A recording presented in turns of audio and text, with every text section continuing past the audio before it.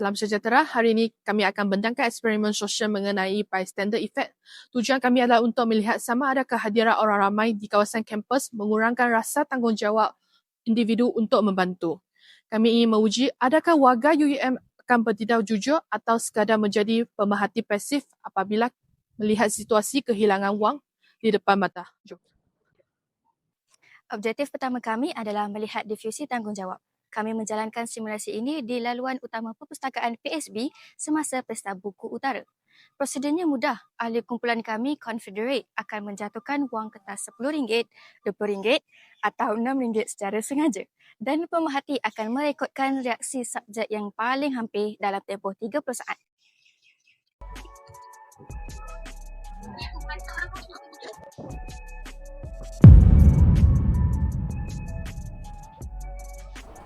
Duit awak jatuh. Ke?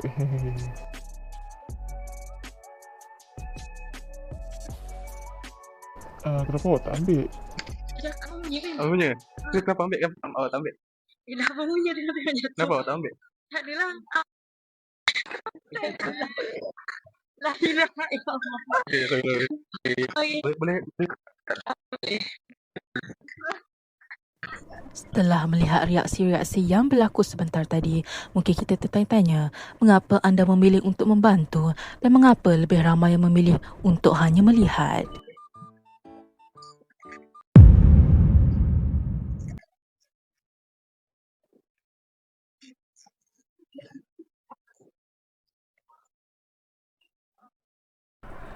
Duit awak jatuh. Ke awak jumpa mana? Sana tu. Saya tak sedar. Sebenarnya buat eksperimen untuk subjek saya. Saya nak tanya soalan. Kenapa awak decide nak send untuk awak? Oh, sebab bukan duit saya. Oh, tak ada rasa nak ambil. Tak, bukan duit saya. Okay. Bye. Okey, so seterusnya kita berada di tempat yang ramai. So di mana kita nak tengok orang-orang di tempat yang ramai ini lebih bertanggungjawab ataupun hanya individu seorang sahaja yang akan bertanggungjawab terhadap duit yang jatuh. So saya akan fokuskan lah. So korang fokus juga tengok untuk melihat siapa individu tersebut.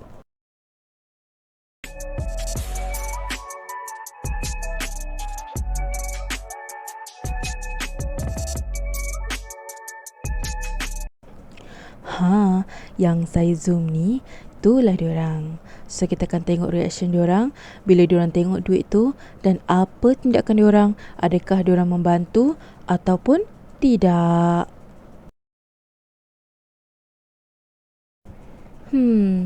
Macam tak tolong je.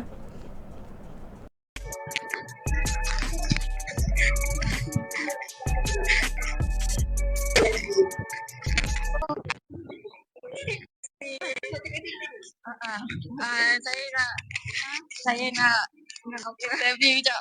Okay. Kenapa ambil duit ni? Kenapa ambil duit tu? Sebab saya kan nak bagi kat pihak pengurusan.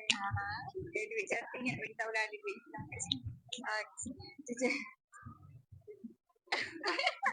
Terima kasih.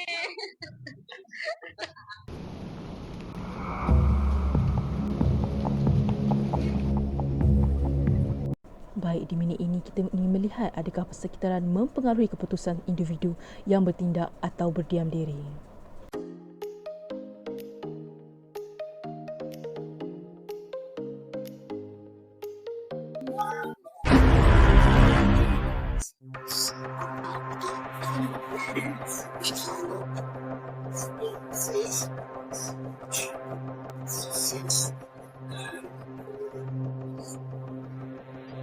Cik ada nampak tak duit saya? Tadi saya ada terjatuhkan duit saya rasa. Memang tak ada rasa lah. Okey, terima kasih cik. Hasil dapatan kami sangat menarik. Daripada 5 subjek, 4 orang bertindak jujur dan terus memulangkan wang tersebut. Ini menunjukkan integriti warga UM sangat kuat. Namun, terdapat seorang individu yang bertindak mengambil wang tersebut dengan pantas. Ini membuktikan faktor de-individuation, iaitu apabila seseorang rasa identitinya tersembunyi dalam kesesakan. Mereka lebih cenderung untuk mengabaikan etika demi kepentingan pribadi.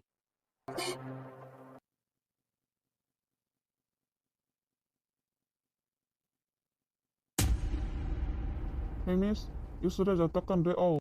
Hello. Hi, sorry, actually we have some recording for the social experiment. Look at the camera. Can I ask you a question? Sure. Kenapa you tak ambil duit? Sebab tu bukan duit saya. Oh, ya ke? Tapi why you tak ambil? Because that's amanah saya untuk beri pada kamu balik tahu. Okay, thank you. Hi guys, so minta maaf sebab video kita orang memang ada mengalami masalah kehilangan suara. So kita orang akan voice over balik lah. So korang-korang tengok tadi banyak video yang di voice over kan. So video ni juga ada mengalami masalah. So you guys dengar je lah kan. So sebab perbualannya adalah sama sahaja. So tiada perubahan lah. Terima kasih.